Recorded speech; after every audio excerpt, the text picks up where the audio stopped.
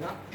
ఈరోజు మనందరినీ కూడా ప్రేమించి జయనంద్ గారు, అలాగే రామరాజు గారి యొక్క కుటుంబము, అలాగే తరంగిణి గారి యొక్క కుటుంబం, అలాగే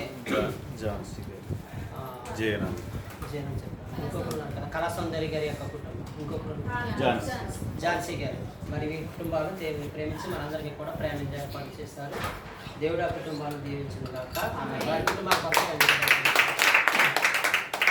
అదేవిధంగా మా ప్లాట్లో ఉంటున్నటువంటి షైద గారు, వారి యొక్క చిన్న కోడలండి, నిండు చూడాలుగా ఉంటుంది. ఆమెకి మరి డెలివరీ కోసం ఇంకా 10 రోజులు టైం ఇచ్చి ఉన్నారు. దయచేసి వారు మరి పెద్ద కోడలు, చిన్న కోడలు కాదు, పెద్ద కోడలు, వారికి మరి 10 రోజుల్లో డెలివరీ అవుతుందని డాక్టర్ తెలియపరిచినప్పుడు కొంచెం అనారోగ్యంగా ఉంటుందని తెలియపరిచారు. దయచేసి ఆ కుమార్తె కొరకు ప్రార్థించడం మనం చేస్తూ ఉన్నాం. అలాగే మన యొక్క సంఘ విశ్వాసులు రాజు గారి యొక్క కుమార్తె కూడా మరి కొంచెం అనారోగ్యంగా ఉంటుందని తెలియపరిచారు. వారి యొక్క కుమార్తె కొరకు ప్రార్థించడం మనం చేస్తూ ఉన్నాం.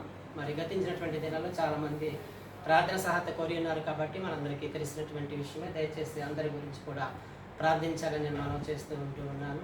అలాగే రేపటి దినాన పాస్టర్ గారి యొక్క గృహంలో క్రోర్ ప్రాక్టీస్ ఉంటుందండి. మళ్ళీ పాస్టర్ గారు తెలియపరుస్తారు, లేదా మీ గ్రూప్లో మెసేజ్ వస్తుంది. మరి తప్పకుండా కోయిల్లో ఉన్నటువంటి బిడ్డలను ప్రేమతో ఆహ్వానిస్తూ ఉన్నారు.